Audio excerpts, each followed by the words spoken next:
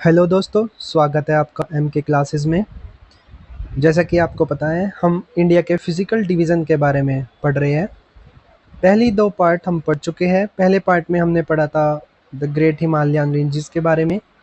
Himalayas में कौन कौन से रेंजेस हैं, जैसे ट्रांस हिमालयाज़ है, और ग्रेटर हिमालयाज़ के बारे में हमने पढ़ा था। मिडिल हिमालयाज़ के बारे में, शिवालिक के बारे में हमने पढ़ा था, और उसमें कौन कौन सी हिल्स है, कहाँ कहाँ वे उनकी हाईएस्ट पीक क्या है, ये सब हमने पार्ट 1 में पढ़ चुके हैं। पार्ट सेकंड में हमने पेनिनसुलर प्लेटो के बारे में पढ़ा था। हमने सेंट्रल हाईलैंड के बारे में पढ़ा था और डेक्कन प्लेटो के बारे में पढ़ा था। ईस्टर्न हिल्स जो भी है, नॉर्थ ईस्ट की हमारी जो हिल्स है, उनके बारे में हम पढ़ चुके हैं। और जो आज हम पढ़ने जा रहे हैं वो हम पढ़ेंगे नॉर्दर्न प्लेन्स के बारे में। सेकंड पार्ट में हमने इम्पोर्टेंट पासिस के बारे में पढ़ा था। तो अगर आपने वे दो पार्ट नहीं देखे हैं तो आप प्लीज़ पहले वे दो पार्ट देखिए, उसके बाद ये पार्ट आप देखना, आपके लिए ज़्यादा अच्छा होगा, आप अच्छे से समझ पाएंगे। ठीक है, वो ज़्यादा मैंने कोई बढ़ा चढ़ा के उसमें बहुत मतलब इस तरह से नहीं बताया कि आप क्या समझ पाओगे, आसान से समझ लोगे। और इतना बड़ा वो भी नहीं है कि पूरा ही वो करा है। जो एग्ज़ाम में आता है वही मैंने आपको पढ़ाया है, उसमें up to the mark, to the point पढ़ाया है। ठीक है, नोट्स से पढ़ाया है। नोट्स जो भी बुक्स है उसमें सारी जो भी इम्पोर्टेंट चीज़ें हैं, जो भी इम्पोर्टेंट क्वेश्चन है एनसीईआरटी से, वो कंपाइल करके नोट्स बना के, ताकि आपको इधर उधर ज़्यादा परेशान होना ना पड़े।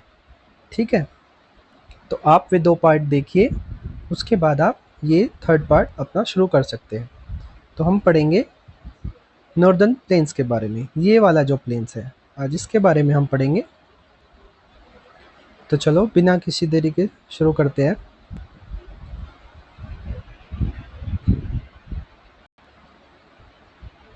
चलो देखो, the great north Indian plains. ठीक है, the great north Indian plains हम कौन से एरिया को बोलते हैं? वो हम बोलते हैं जो हमारा रिवर गंगा, ब्रह्मपुत्र और उनकी ट्रिब्यूटरीज या रिवर इंदस के द्वारा एलुवियल डिपॉजिट जहाँ भी करा जाता है, उस प्लेन को हम इंडस गंगा ब्रह्मपुत्र प्लेन्स बोलते हैं, या फिर the great north India plains बोलते हैं। जैसे ये आपका शिवालिक रेंज थी, उससे जो इधर का पार्ट है, ये सब मैंने अभी मैप में दिखाया था, ये सब आपका the great north Indian plains बोला जाता है। ये क्यों बोला जाता है? क्योंकि ये बहुत ही फर्टाइल होता है, एल्यूवियल डिपॉजिट यहाँ पे सबसे ज़्यादा होता है, आप हर तरह की खेती कर सकते हैं आसानी से। ठीक है, तो अब देखते हैं ये इनको जो नॉर्थ इंडियन प्लेन्स हैं, हम इसको कैसे कैसे क्लासीफाई कर सकते हैं। ये दो तीन पार्ट में डिवाइड करते हैं। जैसे सबसे पहले जो आता है वो पंजाब का एरिया आता है, जिसको हम पंजाब प्लेन्स बोलते हैं। जो हमारा नॉर्दर्न प्लेन्स है, जो मैंने अभी आपको मैप में दिखाया था, उसका जो नॉर्थ साइड है उसको हम पंजाब प्लेन्स बोलेंगे। ये एरिया, इस एरिया में बहुत ज़्यादा लार्ज नंबर ऑफ दोआब्स मिलते हैं। अब दोआब्स क्या होता है ये देखिए पहले। दोआब्स बोलते हैं हम लैंड बिटवीन टू रिवर्स। मान लीजिए दो दो नदी है और उनके बीच में एक नदी ये है, एक नदी ये है, और इसके बीच में एक लैंड है, ये इसको हम दोआब बोलेंगे। दो मीन्स टू और अब means water. Land between two waters, उसको हम दोआब बोलेंगे। तो ये पंजाब प्लेन्स का जो एरिया है, इसमें बहुत ज़्यादा दोआब्स पाए जाते हैं, और इनके अलग अलग नाम भी हैं। जैसे हम बोलेंगे बरी दोआब, एक होता है बरी दोआब। तो जो रिवर रावी और ब्यास के बीच में दोआब होता है उसको हम बरी दोआब बोलते हैं। उसके बाद बिस्ट दोआब, रिवर ब्यास और सतलुज के बीच का जो दोआब है उसको हम बिस्ट दोआब बोलते हैं। आप ऐसे याद कर सकते हैं, बी से ब्यास और बी से बिस्ट। ठीक है, ये थोड़ा याद करने में आपको आसानी होगी, पेपर में पूछ लेते हैं। ठीक है, आगे चलते हैं। मैं आपको ये भी बताता चलूँगा कौन कौन से क्वेश्चन कहाँ से बनते हैं और कैसे एग्ज़ाम में पूछे जाते हैं। ठीक है, अब क्या होता है, जो हमारा पंजाब प्लेन्स है उसमें बहुत सारी लेक्स भी पाई जाती है। इम्पोर्टेंट है, लेक सीधे नाम से एग्ज़ाम में पूछी जाती है। ये वाली लेक कौन से स्टेट में पाई जाती है? जैसे सांभर लेक, डिडवाना लेक और दिगाना लेक, ये तीनों ही लेक इम्पोर्टेंट है। और ये हमारी राजस्थान में पाई जाती है और एग्ज़ाम में डायरेक्ट क्वेश्चन बनता है लेक से। ठीक है, तो इसको आप याद रखेंगे। नंबर सेकंड जो है वो है गंगेटिक प्लेन, जो हमारी रिवर गंगा के द्वारा प्लेन बनाया जाता है। जहाँ जहाँ रिवर गंगा बहती है उसको हम बोलते हैं गंगेटिक प्लेन। ठीक है, उसके बाद आता है ब्रह्मपुत्र प्लेन। ब्रह्मपुत्र प्लेन जहाँ जहाँ हमारी रिवर ब्रह्मपुत्र इंडिया में एंटर होके बहती है, अरुणाचल प्रदेश से एंटर होके, तो उनके द्वारा जो भी एरिया फर्टाइल होता है उसको हम ब्रह्मपुत्र प्लेन बोलते हैं, या उस एरिया को हम ब्रह्मपुत्र प्लेन बोलते हैं। आपने एक मजुली आइलैंड के बारे में सुना होगा, पेपर में वेरी इंपॉर्टेंट, बहुत बार पूछा जाता है। मजुली आइलैंड के बारे में क्वेश्चन कैसे बनता है, कौन सी रिवर के द्वारा बनाया जाता है, कौन से स्टेट में है, ये आसाम में है, आप ध्यान रखेंगे। मजुली आइलैंड हमारा आसाम में है। ठीक है, जब रिवर आसाम में एंटर होती है तो ये मजुली एक तरह से island river largest river island है जो रिवर ब्रह्मपुत्र बनाती है। ठीक है, ये आप याद रखेंगे। उसके बाद आगे चलते हैं। ये देखिए, अब क्या है, नॉर्दर्न प्लेन्स को हम उनके फिजिकल कैरेक्टर के बेस पे हम डिवाइड कर सकते हैं। वो किस किस तरह से करेंगे? सबसे पहले है भाबर, उसके बाद तेराई, उसके बाद भांगर, उसके बाद खादर। ये हम किस उससे डिवाइड कर रहे हैं? इन जो ये नाम दिए गए हैं ये उनकी फर्टिलिटी के बेस पे दी गई है। मतलब इस एरिया में, इस पर्टिकुलर एरिया में रिवर किस तरह से बिहेव करती है, कहाँ अपीयर होती है, कहाँ चिकनी मिट्टी होती है, कहाँ ज़्यादा फर्टाइल होती है, कहाँ वो छिप जाती है, इस तरह से हम पढ़ेंगे। तो सबसे पहले हम पढ़ते हैं भाबर के बारे में। ठीक है, भाबर क्या है? भाबर एक जो 8 किलोमीटर से 16 किलोमीटर का एरिया है रिवर इंदस से तीस्ता के बीच में। मैंने आपको बताया था लेक्चर शायद पार्ट फर्स्ट या पार्ट सेकंड में इसमें पढ़ाया है मैंने। इंदस और रिवर तीस्ता है उसके बीच का जो बेल्ट है उसको हम बोलते हैं भाबर का एरिया। ठीक है, यहाँ पे क्या होता है, यहाँ पे एकदम से रिवर मतलब पहाड़ी से नीचे गिरती है तो एकदम स्लोप बनता है और बड़े बड़े पत्थर पाए जाते हैं जिसको हम भाबर बोलते हैं। ठीक है, इस रीजन में हम बड़े बड़े पत्थर और बोल्डर्स मिलते हैं, रॉक्स मिलती हैं, जिसको हम भाबर के नाम से जानते हैं। तो अगर रिवर जैसे अगर इस एरिया में पत्थर बड़े होंगे, रिवर छोटी रिवर होगी तो वो डिसअपियर हो जाएगी, मतलब वो दिखेगी नहीं बड़े बड़े पत्थरों के लिए। और ये एग्रीकल्चर के लिए सुटेबल नहीं होता क्योंकि चट्टान है, चट्टान एग्रीकल्चर के लिए सुटेबल नहीं होगी। ठीक है, उसके बाद चलते हैं नंबर सेकंड में, थोड़ा सा और आगे चलते हैं। 15 से 30 किलोमीटर के एरिया में रिवर दोबारा दिखने लगती है और एक तरह से यहाँ पे रिवर चिकनी हो जाती है, जो मिट्टी पाई जाती है वो मार्शी क्लेई टाइप में जो है हमारी मिट्टी पाई जाती है, तो उसको हम बोलते हैं तेराई रीजन। ठीक है, उसके बाद आता है हमारा भांगर रीजन। भांगर रीजन क्या है हमारा? ये हमारी ओल्ड एल्यूवियल सॉइल के नाम से भी ये एरिया जाना जाता है। यहाँ पे इम्प्योर कैल्शियम कार्बोनेट के जो डिपॉजिट है वो पाए जाते हैं, इसीलिए इस एरिया में जो सॉइल होती है उसका कलर डार्क हो जाता है। तो भांगर को याद रखना, ओल्ड एल्यूवियल सॉइल के नाम से जानते हैं, पेपर में क्वेश्चन आता है। उसके बाद खादर, जो एक तरह से सबसे फर्टाइल सॉइल के रूप में भी हम जानते हैं, न्यू एल्यूवियल है। यहाँ पे क्या होता है, हर साल रिवर आती है और नई नई जो फर्टाइल सॉइल है उसकी एक लेयर ऊपर से बना देती है। इस वजह से जो यहाँ की लैंड है वो बहुत फर्टाइल हो जाती है, पानी की अवेलेबिलिटी होती है जो खेती के लिए सुटेबल है, वेरी सुटेबल।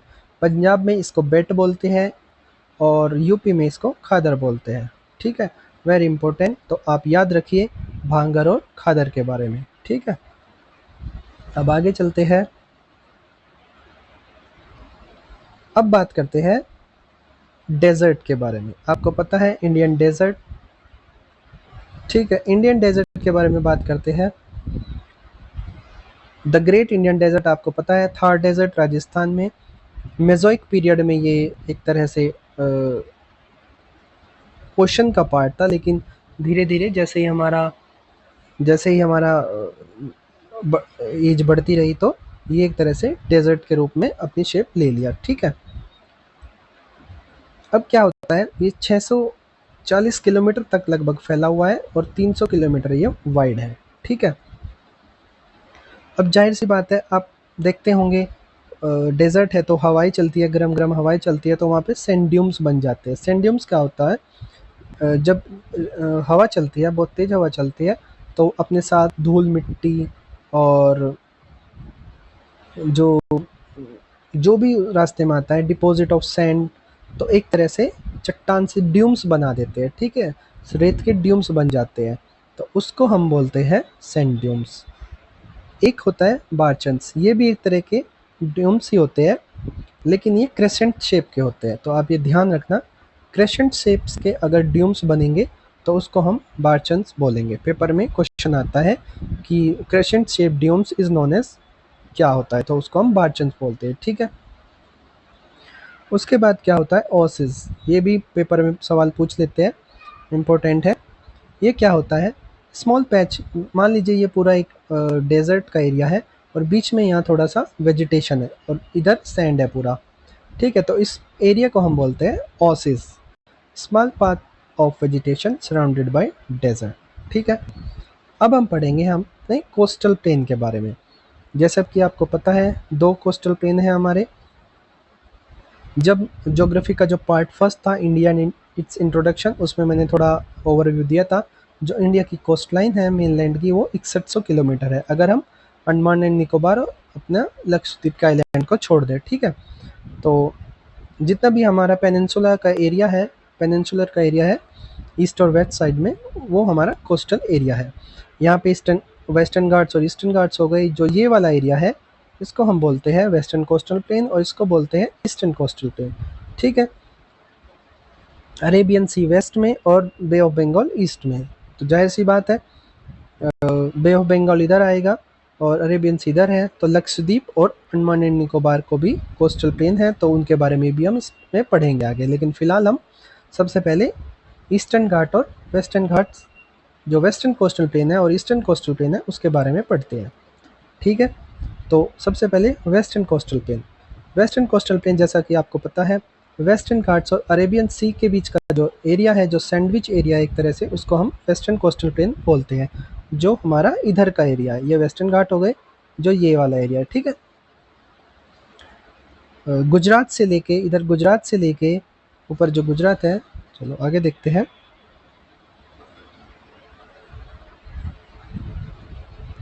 गुजरात से लेके, ये देखिए, इधर गुजरात से लेके और यहाँ तक जो भी ये एरिया है पूरा, ये वाला, ये हमारा वेस्टर्न कोस्टल प्लेन कहा जाता है।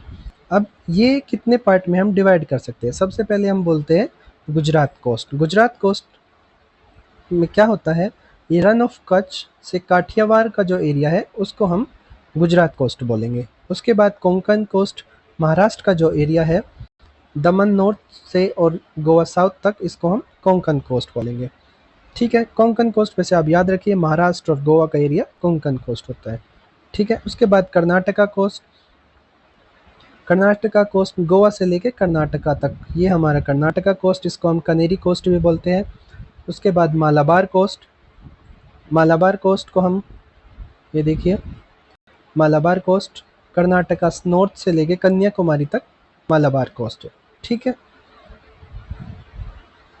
ये देखिए, एक चीज़ जो इसमें समझने की है, वो बहुत इम्पोर्टेंट है। एक वर्ड आता है लगून। लगून क्या होता है, मान लीजिए ये पूरा हमारा समंदर है और ये इधर लैंड है।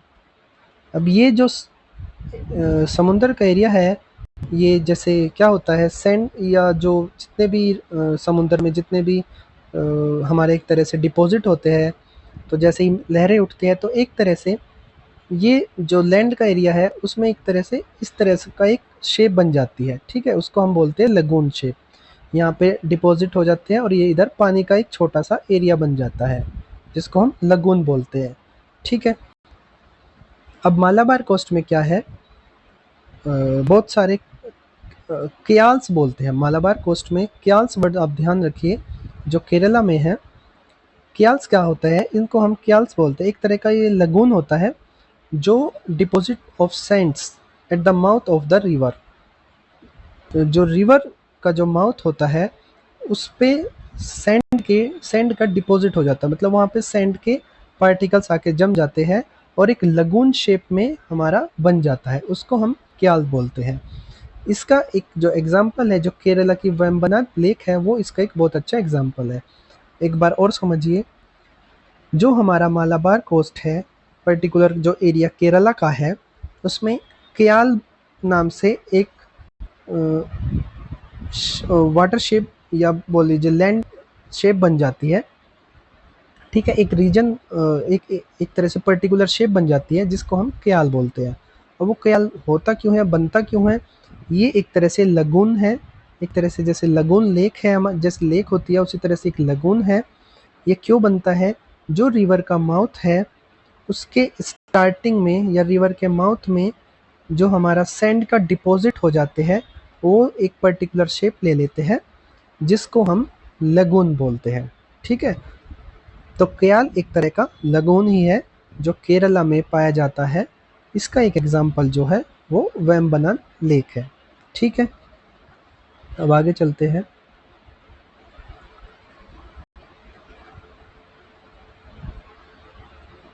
एक सेकेंड, हाँ अब इसमें रह गया वो। अब हम थोड़े से पोर्ट्स के बारे में जान लेते हैं, जो बंदरगाह है हमारे, इसको आप याद रखेंगे, कुछ आपके याद होंगे, कुछ और करिए। जैसे गुजरात में कांडला पोर्ट है और काठियावाड़ पोर्ट। ठीक है, महाराष्ट्र में मैजेगांव, जंजीरा, सिंधुदुर्ग। ठीक है, ये आप एग्जाम में डायरेक्ट पूछते हैं, मैच द फॉलोइंग में पूछ लेंगे, वन वर्ड में पूछ लेंगे। और जवाहरलाल नेहरू पोर्ट है हमारा। गोवा में मरमुगांव पोर्ट है और कैलिनगोट पोर्ट है। केरला में कोची पोर्ट और कन्नूर पोर्ट है। ठीक है, कर्नाटका में मैंगलोर पोर्ट है और उडुपी पोर्ट है। ठीक है, एक चीज़ ये ध्यान रखिए, जो हमारा वेस्टर्न कोस्टल प्लेन है वो नैरो होता है सेंट्रल से। ठीक है, उसके बाद चलते हैं आगे।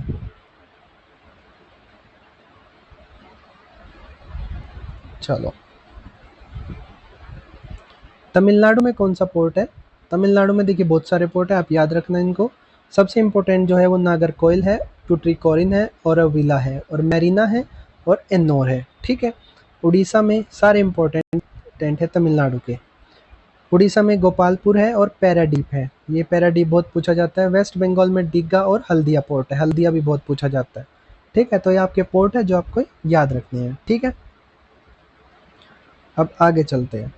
अब चलते हैं ईस्टर्न कोस्टल प्लेन के बारे में। अब हमने वेस्टर्न कोस्टल प्लेन पढ़ लिया, अब eastern coastal plain.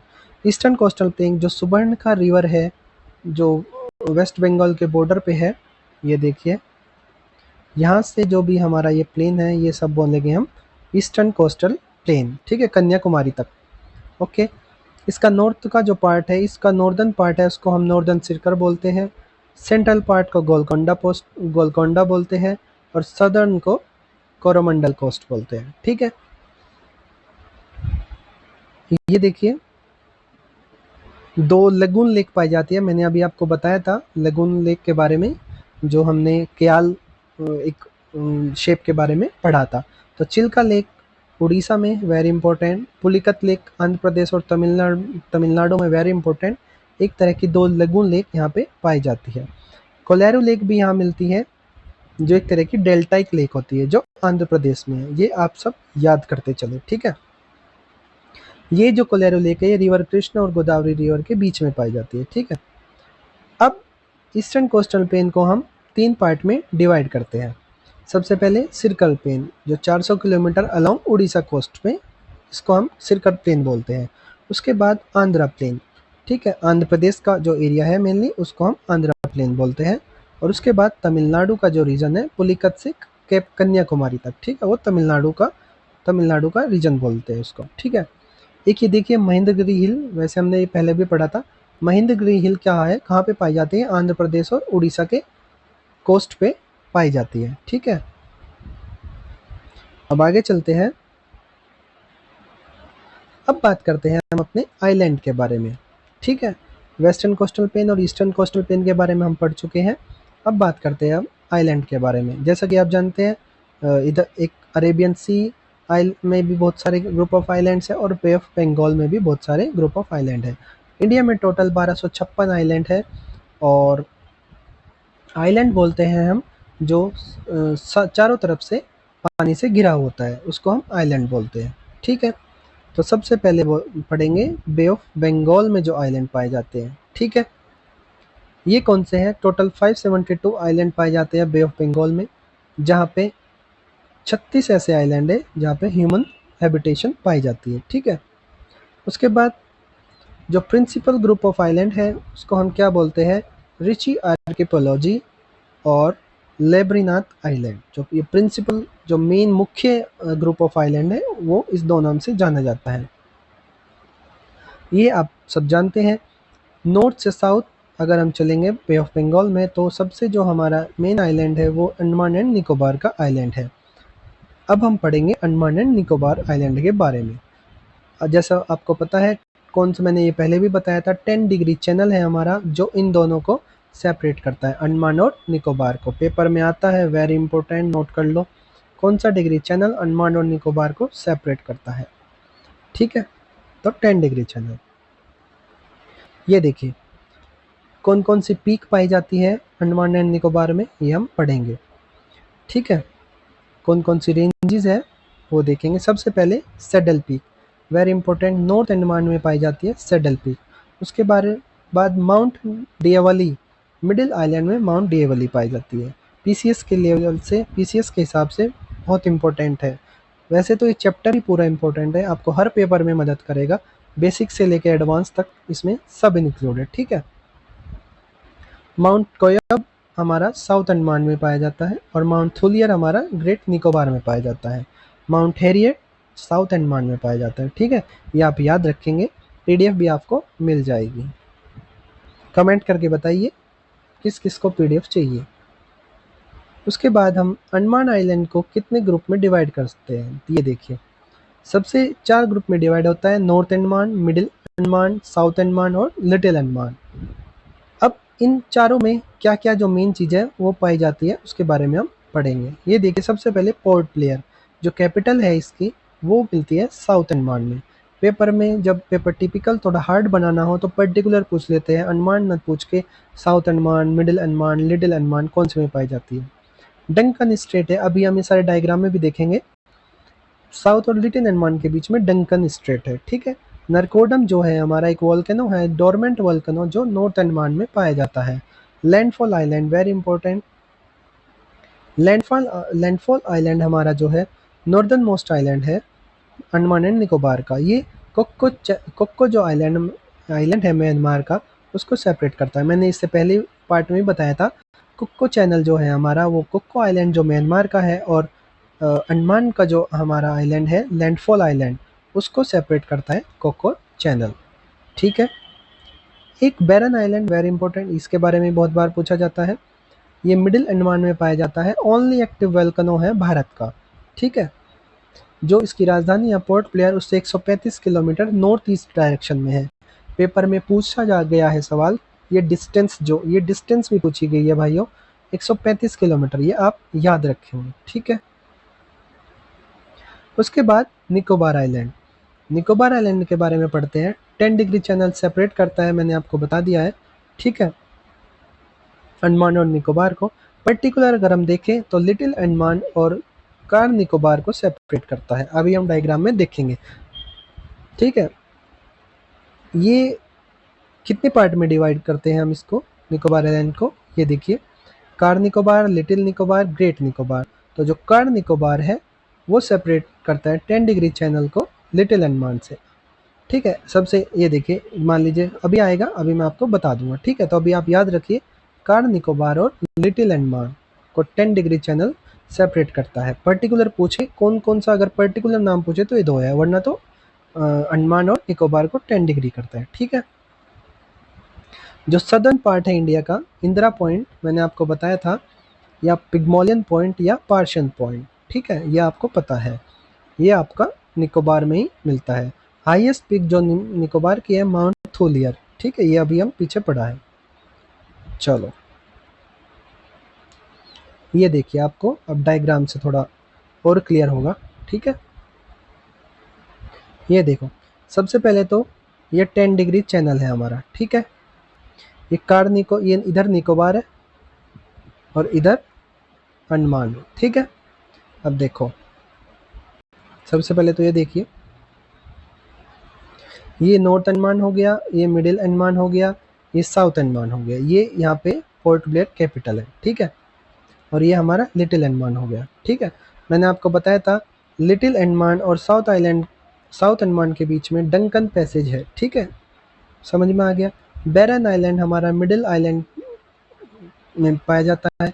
Saddle peak north island में पाई जाती है। ठीक है, लैंडफॉल आइलैंड हमारा नॉर्थ मोस्ट आइलैंड है अंडमान का। ठीक है, ये है हमारा कोको चैनल, इधर पर मिलता है कोको चैनल। ठीक है, ये जो कोको चैनल है।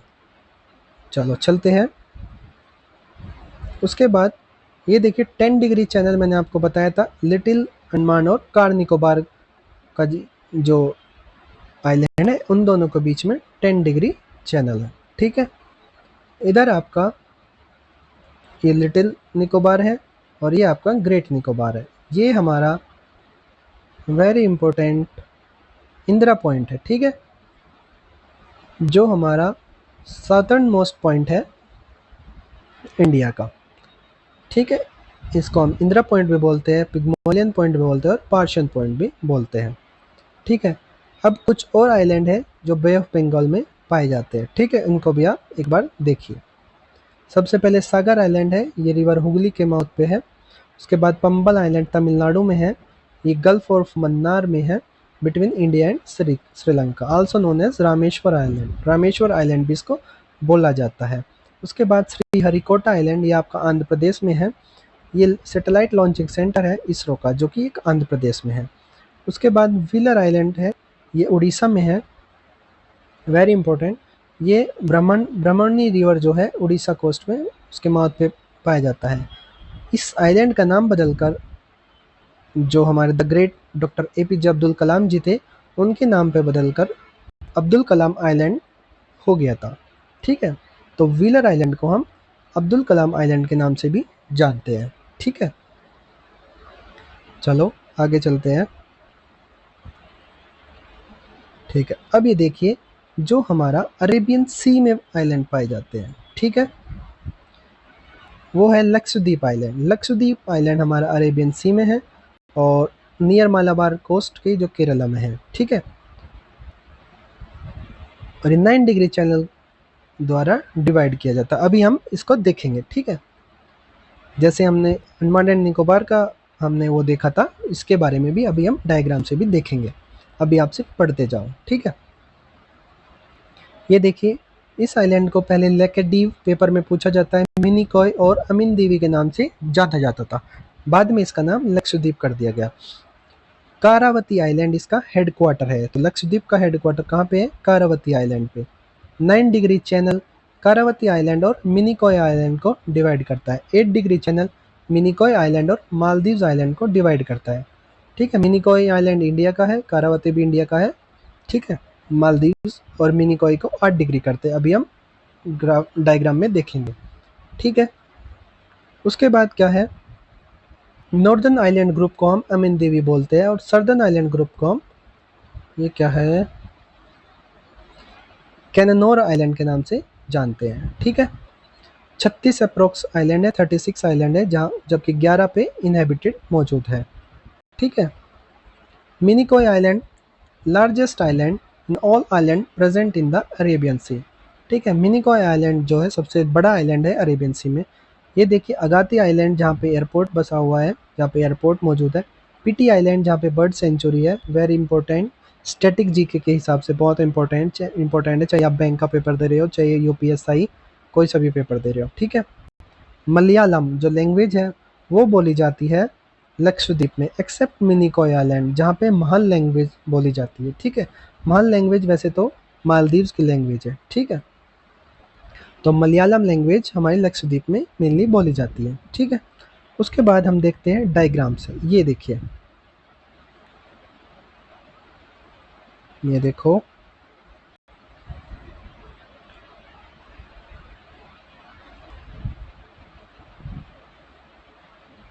ये देखो, इधर तो ये मालदीव्स है, ये है हमारा लक्षद्वीप का, ये अगाती आइलैंड है, ये पिट्स आइलैंड है, ये कारावती आइलैंड है, ये मिनिकॉय आइलैंड है। ठीक है, इधर मालदीव शुरू हो गया। मालदीव्स और मिनिकॉय आइलैंड को 8 डिग्री चैनल डिवाइड करता है, जबकि मिनिकॉय और कारावती आइलैंड को 9 डिग्री चैनल डिवाइड करता है। ठीक है, समझ में आ गया होगा मैं क्या बता रहा था। ठीक है, अब थोड़ा सा हम देखते हैं जो और आइलैंड है। एक सेकेंड, इसका मिटा देते हैं। ठीक है, थोड़े से और आइलैंड के बारे में हम जानते हैं। एक दो आइलैंड जो है, सबसे पहले मुंबई का जो largest Mumbai is the largest port city of India located on Salsette island. ठीक है, एलिफेंटा केव्स हमारा मुंबई में है। विलिंगडन आइलैंड हमारा केरला कोची केरला में है। ठीक है, ये एक्स्ट्रा इन्फॉर्मेशन है, पेपर में आ जाती है। ठीक है, सर क्रीक क्या है? 96 मार्शी लैंड है रन ऑफ कच्छ गुजरात में। ठीक है, जो एक डिस्प्यूटेड टेरिटरी है इंडिया और पाकिस्तान की। ठीक है, उसी तरह से कोरी क्रीक एक टाइडल क्रीक है, कच्छ रीजन में ही मार्शी लैंड है जो डेमोक्रेट्स करती है बाउंड्री इंडिया एंड पाकिस्तान की। तो सर क्रीक और कोरी क्रीक अगर आपसे पूछा जाए तो ये गुजरात का पार्ट है। ठीक है, गुजरात में सिचुएटेड है। और आपका वेलिंगडन आइलैंड केरला कोची में है। एलिफेंटा केव्स आपकी मुंबई में है। तो दोस्तों, यहाँ पे आपका ये वाला चैप्टर कंप्लीट होता है। ठीक है, आपको ये पार्ट कैसा लगा हमें बताइए। इसमें और क्या क्या सुधार की ज़रूरत है वो भी बताइए, और क्या क्या और हम पढ़ सकते हैं वो भी बताइए। अगर आपको मेरा जो मेहनत है वो थोड़ी पसंद आ रही है तो प्लीज़ वीडियो को लाइक करें और चैनल को सब्सक्राइब कर लीजिए। और मैंने स्टैटिक जीके भी पढ़ा रखी है अपने उस पे, स्टैटिक जीके में ट्रिक्स के साथ पढ़ा रखा है, तो आप वो जाके भी देख लीजिए। कंट्री और करेंसी के बारे में, इंपॉर्टेंट ऑर्गेनाइजेशन और उनके हेडक्वार्टर के बारे में एक 1.5 मिनट की वीडियो है, वो आपके लिए एग्ज़ाम के लिए बहुत ज़्यादा हेल्पफुल होगी। चाहे आप कोई सा भी पेपर दे रहे हो, यूपीएसआई का है या एसएससी सीजीएल का है, पीसीएस का पेपर भी है या कोई सा भी है, रेलवे का पेपर है, तो आपके लिए वो बहुत ही हेल्प होगी। और हमारे चैनल को आप सब्सक्राइब कर लीजिए ताकि मैं भी और अच्छे से वीडियो बनाऊँ। आप कमेंट्स करके बताएं क्या चीज़ आपको अच्छी लग रही है और कहाँ पे हमें सुधार की और ज़रूरत है। ठीक है, चलो जल्दी मिलते हैं एक अलग नेक्स्ट चैप्टर में ज्योग्राफी के। मेरी कोशिश है कि हर दूसरे दिन एक नया लेक्चर आ जाए ताकि आपका सिलेबस टाइम से कंप्लीट हो जाए। ठीक है, चलो ठीक है दोस्तों, थैंक यू।